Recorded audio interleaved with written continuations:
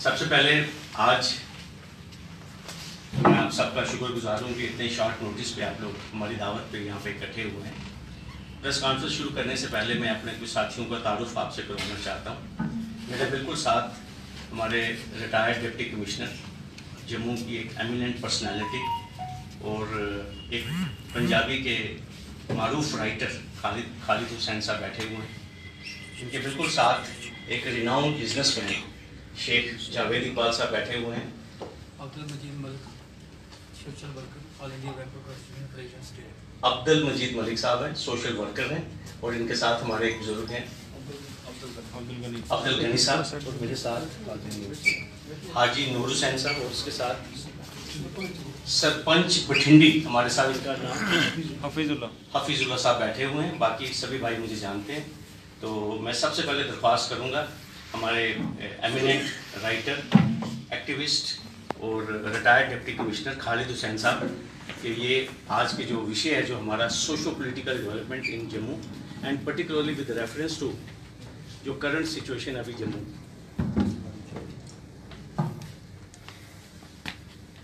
आप सब भाइयों का बहुत बहुत शुक्रिया कि आप इतने शॉर्ट नोटिस पे आप यहाँ तशरीफ लाए और हमारी बात सुनने के लिए, ताकि जो हम कहेंगे आपके थ्रू वो सारे लोगों तक पहुँचे। हम पे बहुत बड़ा इल्ज़ाम यह है कि हम यहाँ की डेमोग्राफी चेंज कर रहे हैं। कश्मीर से लोग यहाँ आगे बस रहे हैं और डेमोग्राफी जम्मू की चेंज कर रहे हैं। इसलिए मैं चाहता हूँ कि क्योंकि मैं जम्मू का हूँ और मैं नहीं जम्मू का हूँ बल्कि जद्दी पुश्ती नस्लें जो हमारी 7 नस्लों से हम जम्मू के हैं, इसलिए मैं चाहता हूँ कि ये सबूत देने के लिए कि मैं जम्मू का हूँ, मैं आपके साथ पंजाबी में बात करता हूँ। पंजाबी समझ आते ना सारे? है जी। मैं जानबूझ के पंजाबी बोलने लगा, नहीं तो मैं हिंदी भी बोल सकना। हाँ जी, इस करके बोले करना कि तुम्हें पता लगे कि वाकई असी जम्मू दियां कितों आए। जम्मू च बड़ा वड्डा हादसा होया 1947 का, और सिर्फ जम्मू च नहीं होया, मीरपुर च होया, मुजफ्फराबाद च होया, बाग विच होया, इत्थे की नाम दा सदनुती च होया। ये सारा इलाका इस वेले पाकिस्तान के ऑक्यूपेशन दे विच है, लेकिन वो जम्मू का इलाका है, जम्मू डिवीजन का इलाका सारा है। जिन्ना भी जो तकसीम होया 1947 में जो इलाका साडा, उहदे विच 80% जो इलाका जो वो जम्मू डिवीजन का। एक चंगी तरह तुसीं सुन लो नवे बच्चे हो कि 80% जो इलाका वो जम्मू डिवीजन का, सिर्फ 20% इलाका जो कश्मीर डिवीजन के एक डिस्ट्रिक्ट का, मुजफ्फराबाद डिस्ट्रिक्ट का, जिहदे विच भी बोलने वाले सारे पहाड़ी, पंजाबी, गोजरी और यानी पंजाबी बोलने वाले जो पुठवारी बोलने वाले लोग हैं ना, वो करनाल तो शुरू होता है। कुपवाड़ा जिले तो करनाल पार का इलाका पै गया, शारदा पै गया, नीलम पै गया, उसके बाद मुजफ्फराबाद पै गया, उड़ी पै गया। ये सारा जो स्पीकिंग इलाका है ये पंजाबी या पहाड़ी या जोड़े ये लोग ने। कश्मीर का 1 इंच इलाका भी पाकिस्तान के को नहीं। कोई इलाका को, मैं बड़े दावे नाल गल कर रहा, एक साबका यानी ब्यूरोक्रेट की हैसियत से गल कर रहा कि 1 इंच इलाका कश्मीर का पाकिस्तान के कब्जे च नहीं है। जिन्ना भी कब्जे च जम्मू का इलाका सारा कब्जे च है जी।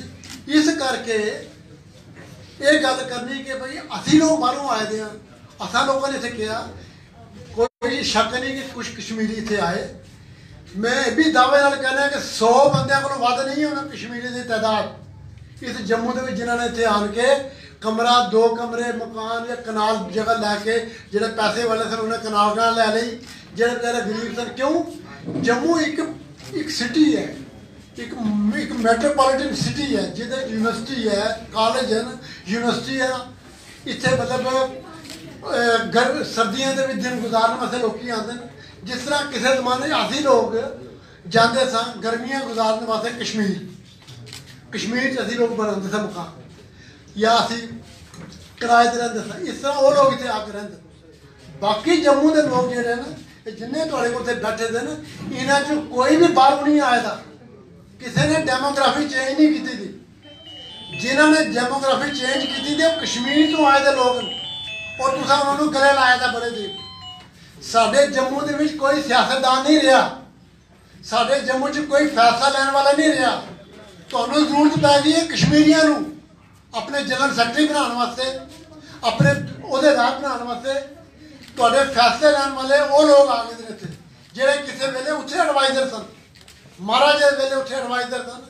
महाराजे दे वेले उन्होंने मजबूर किया महाराजे नूं कि भाई तुसी ये 370 जेह्ड़े जिन्हों अज 370 कहने आ, उसले कहते सन नहीं जी कोई बंदा बाहर का नहीं आना चाहिए इत्थे जमीन लैण वास्ते, कोई बंदा बाहरों नहीं आना चाहिए इत्थे खरीदने वास्ते जमीन या नौकरी करने वास्ते। वही लोग सन। अज वही लोग कहते हैं कि भाई इत्थे कोई बंदा जेड़ा खुद खोल दियो, हर बंदा आ सकता है, आन जी सदके आन 10 बारी आन। लेकिन असल किते पर पैना जेड़ा कश्मीर तो 3.5 लाख बंदा आया कश्मीरी। मैं हिंदू मुसलमान की गल नहीं करता, मेरी नज़र च हिंदू मुसलमान बाद च है। पहले मेरी नज़र च एक जबान है, एक कल्चर है। असीं डोगरे लोग हैं, साडा एक अपना एक कल्चर है, साडी एक अपनी एक नस्ल है। साडी नस्ल को खराब किया गया। 2.5 लाख बंदा इत्थे आ गया बैठे दा, और नौकरियां किहदियां खाया करदा? वो साडियां खाया करदा, किसी होर दी नहीं खाया करदा। तुहाडियां खाया करदा। तुसीं बच्चे जिहड़े अज कैमरे पकड़े दे तुहाडे च मेरे ख्याल तकरीबन 90% और भी जिन्हें MA BA की होगी, जिन्होंने जर्नलिज्म का डिप्लोमा किया होगा, लेकिन तुहाडियां नौकरियों पर लगे दे लोग बैठे थे। तुसीं कोई शोर नहीं चुकते, तुहानूं कोई किसी को कोई तकलीफ नहीं इस गल की कि भाई लोग आके बह गए थे इत्थे आके। लेकिन मसला की है जी कश्मीरों आ गए, कश्मीरों आ गए, कश्मीरों आ गए। तुसीं कहंदे भी ये इलाका बठिंडी तुहानूं याद आया करदा सिर्फ बठिंडी, सिजड़ा, चाटा, सुजवा ये इलाके तुहानूं याद आते हैं क्योंकि बदकिस्मती नाल इत्थे मुसलमान लोग रहंदे। क्यों रहंदे मुसलमान? इत्थे 70 साल दे हुकूमतां रहियां, भावें कश्मीरी ने की हुकूमत या पहले अज BJP की हुकूमत है। किसी ने सोचा कि जम्मू के मुसलमानों ने 47 की उन्होंने नाल होया तो इन्होंने भी कोई कॉलोनी बना के दिंदे। उन्होंने लोगों ने अगर आपू कॉलोनियां बनाइया, अपने पैसे खर्च करके खरीद के इन्होंने गुज्जे भरावां कोलों किसी ने 5 मरले ली, किसी ने 10 मरले ली, वो जमीनां लैके अगर बैठे थे वो बन गए कि असीं हुण देशद्रोही हो गए, असीं बन गए कि असीं एंटी नेशनल हो गया, असीं हो गए ग्रैबर हो गया। और जिन्होंने कोल इत्थे 44,000 कनाल जमीन जिहड़ी है नॉन मुस्लिम कोल है जम्मू दे विच, जिन्होंने अंदर रोशनी वो अपने आप में रेगुलाइज करवाई, उन्होंने वाल कोई नहीं जाया करता। क्यों नहीं जाया करते उन्होंने वाल? जिथे तुहाडे टेलीविजन की चैनल खड़े होए दे ना, वो जगह किहने दी? हाँ जी, गैर मुमकिन खाड़े परवाना का कब्जा है, गैर मुमकिन जी इहदा बंजर कदीम तो उन्होंने कब्जा है। हाँ जी, जंगलात है कित्थे है? मैं आज बच्चों तो तुहाडे बुजुर्ग इत्थे होंदे मैं गल करदा, लेकिन तुहानूं मैं सुनाना, मैं जो गल करके ना रिकॉर्ड चेक कर लियो जाके, पढ़े लिखे दे बच्चे रिकॉर्ड चेक करियो जाके जो मैं बोले करना। जम्मू जरा तीन जड़े जम्मू आउटर जरा जम्मू जरा शहर है जम्मू का ओल्ड सिटी जम्मू का वो होंदा इथों गुम्मड़ तो शुरू होंदा ते तोतली मुकदा जाके और उधरों रिहाड़ी तक मुकदा आके ये पुराना और उधरों जुड़का महला जरा अजकल नेशन जी सर्कुलर रोड है ये सी पुराना जम्मू। ये सारी नजूर लैंड है। Before 47 it was owned by Maharaja Hari Singh और महाराजा प्रताप सिंह और महाराजा गुलाब सिंह, महाराजा की गौरमेंट सी ये सारी जमीन सी। अज भी जे तुसी जी जमीन खरीदते हो, कोई पुराना मकान किसी ने ओल्ड सिटी खरीदना है, जमीन की नहीं होंगी उत्थे की यानी सेल डीड जमीन की नहीं होंगी, स्ट्रक्चर की होंगी है। किसी को कार्ड है कोई डॉकूमेंट है कोई सेल डीड से लियाओ, मैं तुम्हें दसना सेल डीड जी होंगी है सिर्फ वो होंगी है क्योंकि जमीन जी है महकमा नजूल नहीं है साड़ा। क्यों बनया नजूल महकमा? इस वास्ते कि सारी जमीन नजूल दी है। जोड़ा आउटर जम्मू है वो 3 रख हैं। रख रायपुर सतवारी जोड़ा गांधीनगर का उपरला हिस्सा पै गया सारा ये पै गया रायपुर सतवारी। रख बहू ये जो पुल है जोड़ा सिदरे का पुल उतों की लैके ये सारा इलाका जिसे अभी बैठे थे ये गांधीनगर ये जोड़ा नानक नगर ये त्रिकुटा नगर ये शास्त्री नगर ये सारा जोड़ा ये पै गया रख बहू। उसके बाद रख डीली जोड़ा ये ना रख बंधु डीली पिया कुछ हिस्सा पै गया ਇਹਦਾ मतलब जी ਕੀ ਆਖਦੇ ਇਹਨੂੰ सैनिक कॉलोनी का सैनिक कॉलोनी पै गया कुछ हिस्सा पै गया इधर जी इधर डिगियाना पै गया ये सारा पै गया ये रख और रख किनू कहते रख जंगलात नहीं होंदी रख विच तुसीं बच्चों नूं पता बड़ैंकड़ देखिया होगा बच्चों किसे ने बड़ैंकड़ गरने किक्कर बेरियां ये रख ये जरा ये रख होंदा सी मैं अपने बचपन के गांधी नगर सारा जो ना ये रख सी ये जेह्ड़े इक्को सड़ सी जिन्हों अजकल कहते ना ये जरा रस्ता ने जी जरा अपना ना जी ना ये जिसे गोल मन्नी जरा अंदर रास्ता गया जिसे सारे बंदे ने वेयर हाउस का रास्ता सी सिरा ऊपर तक सतवारी तक जी अज रोड है ये रोड नहीं सी ये पैदल जाना पैंदा सी बाबे राह की जियारत होती सी दरगाह थी बाबे राह की पुरानी बाबे राह कहते असली उन्होंने नाम सी बाबा इब्राहिम अज भी उत्थे ही है जियारत अज भी है अज भी तुम चले जाओ अफसर संघ के नाल सज्जे पासे मस्जिद भी है तो जियारत भी है उस जियारत जाते सां असी वीरवार वाले दिन पैदल जाना उस्ताद महल तो असें पैदल चलना तो जाना उत्थे क्योंकि रस्ता नहीं सी होंदा कोई भी रखा नहीं जाते सा नहर से जाते होंगे सर नहाने वास्ते ते रिहाड़ी सारी असें पैदल जानी क्योंकि रख होंदी सी ये जरा करमनगर महल्ला ये रख है इस नाची ने बचपन जिसे संतरे खाते थे चोरी करके महाराजे दे मालते अंब अमरूद ये महाराजे दी ये रख सी महाराजे दी है जी ये रख अज तुसीं जंगलात बनाती साढ़े को रिकॉर्ड है पहला सारा ये साढ़े बैठे दे बंदे 1923 का रिकॉर्ड है साढ़े को कदों का 1923 का रिकॉर्ड है जिदे विच मालिक कौन है सरकार दौलत मदार मालिक कौन है सरकार दौलत मीर बादशाह मीर महाराजा अगे काशकर कौन है हाशम दीन शरीफ दीन फलाना दीन है जी पुन्नू मंगत भगत कोई फलाना क्योंकि बेचारे गरीब लोग यही सन या गुजर सन या दलित लोग सन हरिजन लोग सन ये सन उन्होंने काश्तकार मालकी जी सी वो सरकार दारमदार थी और सरकार ने ही उन्होंने पालिया थी साढ़े को बंदोबस्त 1925 का बंदोबस्त 1950 का बंदोबस्त 1979-80 का बिक्रमी ये मैं जो सन के नाम लैके ना 2001 ईस्वी सन हो जो जिद पर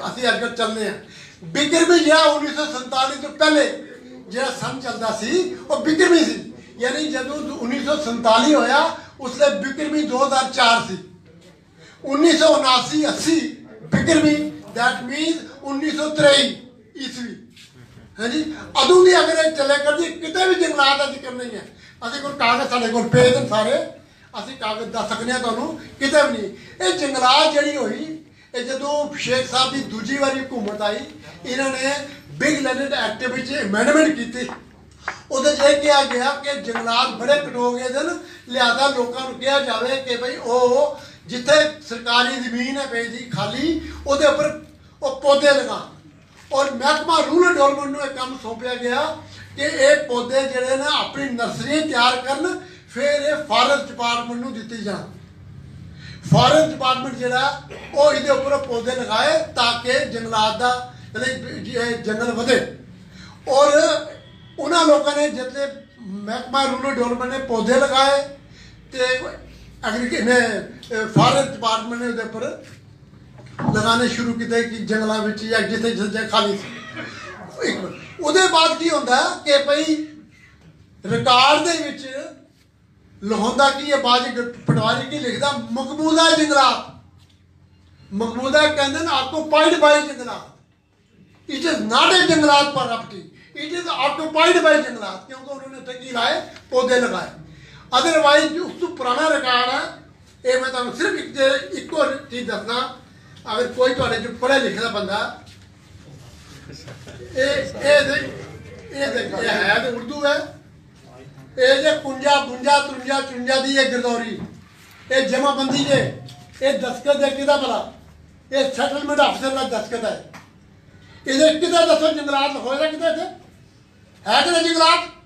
कोई जंगलात नहीं लिखोएगा। उसके अलावा ये जी सुंजुआ वाली जगह का मालिक का नाम से कपूर सिंह चाड़क। कपूर सिंह चाड़क मालिक सी सारी जगह का।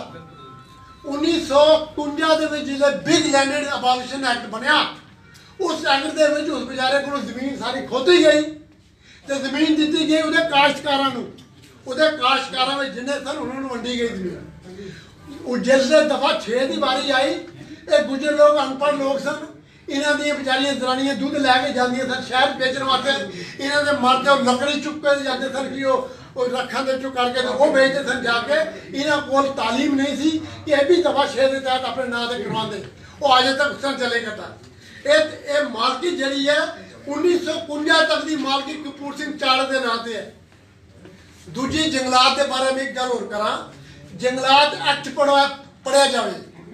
जंगलात एक्ट के मुताबिक जंगलात होंगी डिमार्केटेड लाइन, डिमार्केटेड होंगी जी जंगलात का एक पूरा एरिया डिमार्केट किया जाता है। तो ये जंगलात है, वो कंपार्टमेंट होंगे, कंपार्टमेंट दिए जाते हैं किन्हों ट्रेनिंग ये वास्ते कटाई वास्ते ठेके दे जो फॉरेस्ट लैसी सन, जिस तरह कि केसी वाले सन फॉरेस्ट लैसी, जिस तरह सरार सन, जिस तरह शेख अमीन सी, जिस तरह के जोधामल वाले सन, ये फॉरेस्ट लैसी सन। इन्होंने जमीन इन्होंने जंगलात दिए जाते सन पे कटो, ये कट के इन्होंने शतीरियां बना के बेचते सन बाहर।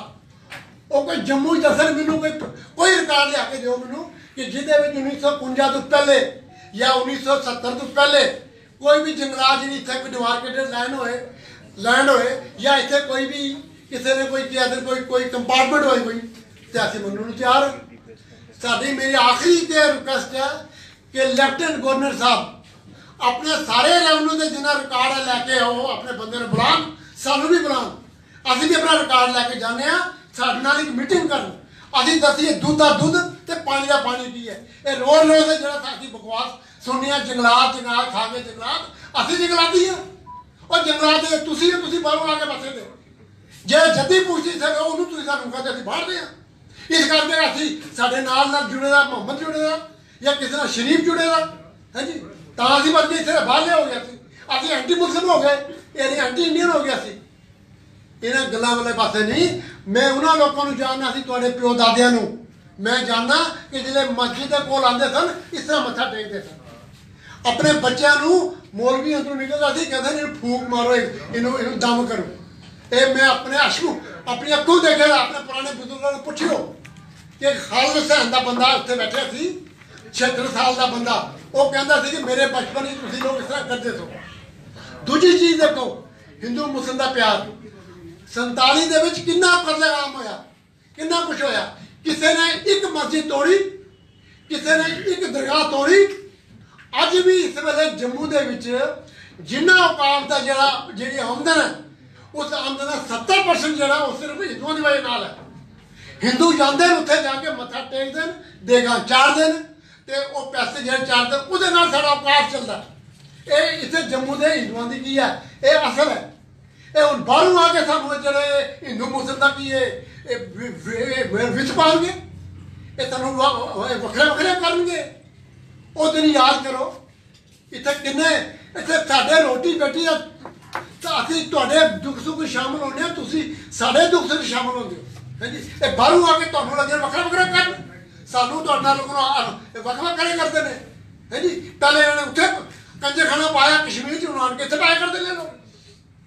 इस इन्हां कोलों बचण की जरूरत है।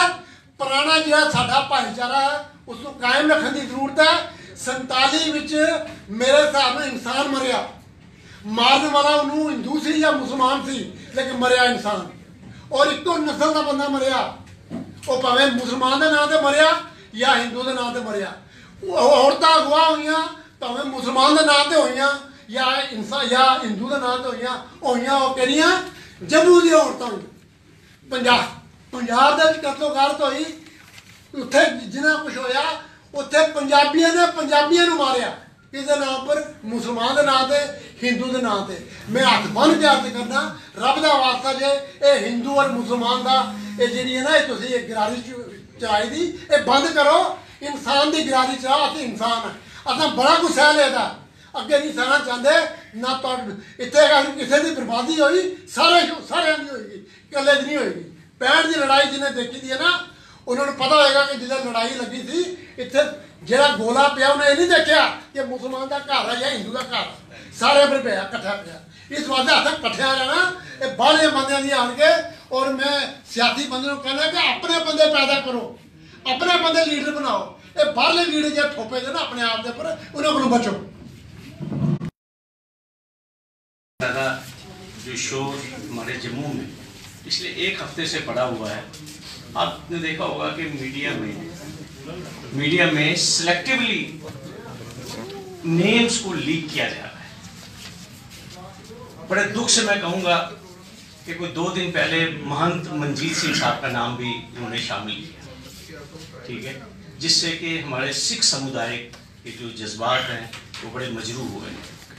उनका जो कंट्रीब्यूशन है वो मुझे बताने की ज़रूरत नहीं है, लेकिन मैं सिर्फ आपसे जब भी बात करूंगा, क्योंकि बदकिस्मती से मैं ही वो वकील हूँ जिसने 2011 में हाई कोर्ट का दरवाज़ा खटखटाया था, जब मैंने एक public interest litigation professor SK. Bhalla versus state की थी। मैं आपसे शेयर करना चाहता हूँ कि उस पिटीशन में मैंने क्या मांगा था। उस पिटीशन में मैंने मांगा था कि जो लैंड माफिया है, जिनके पास 1,000 कनाल 2,000 कनाल जिन्होंने सरकारी जमीनों पे कब्जा किया है, उनके खिलाफ एक्शन लिया जाए। आप मेरी पिटीशन पढ़िए, मैंने लिखा था politicians, bureaucrats, police and land mafia, उसके खिलाफ एक्शन लीजिए। मैंने कभी नहीं कहा कि नोमैड के खिलाफ एक्शन लीजिए, गुजर के खिलाफ एक्शन लीजिए। मैंने कभी नहीं कहा कि जम्मू में जिसके पास 5 मरले है, 10 मरले है या 20 मरले जमीन है जो शेल्टर है, उसके खिलाफ एक्शन लीजिए। लेकिन 9 अक्टूबर 2020 जब से यह हाई कोर्ट का फैसला आया है, एक नैरेटिव जम्मू में रन करना शुरू हो गया। वो जो लोग जम्मू में, एक इंटेलेक्चुअल क्लास बैठी है जिसकी तरफ खालिद साहब ने इशारा किया, वो जम्मू का आज जो जम्मू से कहते घर आटा मंगन आई तो घर की मालक बनी बैठी, वो आज जम्मू का नैरेटिव जेड़ा वो सेट करा दे। उन्होंने जम्मू के जहन में ये बात डाली कि एक विशेष समुदाय, उसने जम्मू के तालाब खा लिए, उसने जम्मू के दरिया खा लिए, उसने जम्मू के जंगल खा लिए, उसने जम्मू की स्टेट लैंड खा ली। मैंने इससे पहले भी एक टीवी डिबेट में जो डिविजनल कमिश्नर जम्मू साहब के आंकड़े हैं मैंने शेयर किए थे। मैंने कहा था 1,58,000 कनाल जमीन रोशनी के तहत जम्मू में रेगुलराइज हुई है, जिसमें 44,000 कनाल जमीन जम्मू जिले में रेगुलराइज हुई है, जिसमें सिर्फ विशेष समुदाय ने 1180 कनाल जमीन रेगुलराइज करवाई है। और जो लोग हम जम्मू के हिंदू और मुस्लिम्स को, सिखों को डिवाइड करना चाहते हैं, मैंने उनसे ये पहले ये कहा था। मैंने कहा जम्मू के लोगों को सच जानने का हक है। जम्मू के लोगों को गुमराह किया जा रहा है, जम्मू के भाईचारे को, जिसे कहते हैं जम्मू की अमन की फिजा को विशियत करने की कोशिश की जा रही है। आज आप मुझे एक चीज बताइए, ये मेरे पास 544 नाम हैं जो 2013 में अकाउंटेंट जनरल डॉक्टर पांडे ने जम्मू कश्मीर के चीफ सेक्रेटरी को ये 544 नाम दिए थे। लेकिन हर 2 दिन के बाद इसी लिस्ट में से ये वही लोग जो जम्मू में नफरत का माहौल पैदा करना चाहते हैं, सिलेक्टिवली लोगों के नाम लीक करते हैं। लेकिन एक नाम तो कल भी लीक हुआ जम्मू के सोशल मीडिया में। हमारे जम्मू की एक टावरिंग पर्सनैलिटी का नाम कल लीक हुआ, जिन्होंने आज से 10 दिन पहले एक बयान दिया था कि ये भारतीय जनता पार्टी की एक सर्जिकल स्ट्राइक है लैंड माफिया के ऊपर और एक विशेष कम्युनिटी के ऊपर। आज तो उनका अपना नाम आ गया। आप मुझे एक चीज बताइए, तो यहां पे मैं एक शेर जो है ना हमारे राहत इंदौरी साहब का, लगेगी आग तो आएंगे कई घर जद में, इस मोहल्ले में सिर्फ हमारा ही घर नहीं है। मैं आपको ये कह रहा हूं, इस आग की लपटों को समझिए आप। We are playing with the fire. और दूसरी बात, हमारे पास, मेरे पास जो डाइस पे बैठे हुए हैं, ये वो देशभक्त लोग हैं गुजर, अगर आज हमारी रियासत में मिलिटेंसी कंटेन हुई, इन लोगों का कंट्रीब्यूशन है। ये लोग बॉर्डर्स पे बैठे हुए हैं, पूरी हमारी मेंढर, राजौरी, आरसपुरा, जहां भी आप देखिए, आज इन लोगों को लैंड माफिया कहा जा रहा है। और खालिद साहब ने बड़े इलेबोरेटली आपको बताया। और दूसरी बात आप देखिए, फॉरेस्ट राइट एक्ट, जिस दिन रीऑर्गेनाइजेशन एक्ट यहां पे लागू हुआ, उसी दिन फॉरेस्ट राइट एक्ट भी जम्मू कश्मीर में लागू किया गया। और अब तो चीफ सेक्रेटरी साहब ने खुद प्रेस कॉन्फ्रेंस की और ये कहा कि 31 मार्च से पहले जो गुज्जर समुदाय है उसको उनके तमाम राइट्स, जो फॉरेस्ट राइट्स एक्ट, जो भारतीय पार्लियामेंट ने कानून बनाया है, वो दे दिए जाएंगे। और इसके लिए हम हुकूमत के शुक्रगुजार भी हैं। लेकिन मैं एक चीज आपसे शेयर करना चाहता हूं कि आज जो लोग हमें सर्टिफिकेट नेशनलिज्म का दे रहे हैं, जो आज जो लोग ये कह रहे हैं कि हम एंटी नेशनल हैं, जरा वो ये बताएं कि पंजगढ़ाई में एम्यूनिशन डिपो के साथ किसने महल बनाया है? भारतीय सेना ने हाई कोर्ट में याचिका दायर की है भूतपूर्व उप मुख्यमंत्री के खिलाफ कि ये अवैध कंस्ट्रक्शन है डिफेंस एम्यूनिशन डिपो के पास। और उनका पब्लिक स्टेटमेंट है कि भारतीय सेना जो है वो लोगों को तंग करती है, उनके खिलाफ कोई एक्शन नहीं होता। क्या एफआईआर चंद्र प्रकाश गंगा जी के नाम नहीं है लैंड ग्रैबिंग की?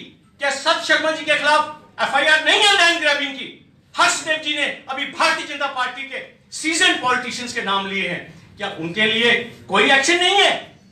लेकिन कहने की ये बात है, कहते हैं कि किसी के घर में पत्थर मारने से पहले ये भी तो देख लेना चाहिए कि अपना घर भी शीशे का है। मेरी आपसे एक गुजारिश है, जम्मू में 13 कॉलोनीज 75 ऑनवर्ड्स रेगुलराइज हुई है। चाहे उसमें बख्शीनगर है, चाहे उसमें भगवती नगर है, चाहे उसमें नानक नगर है, चाहे उसमें राजीव नगर है, चाहे उसमें कासिम नगर है। लेकिन बदकिस्मती की बात यह है कि जम्मू कश्मीर में, मैं फिर कहूंगा आपको, कश्मीर सेंट्रिक लोगों ने 90% हुकूमत की, 90 क्या 95%, लेकिन जम्मू के मुसलमान का किसी ने ध्यान नहीं किया।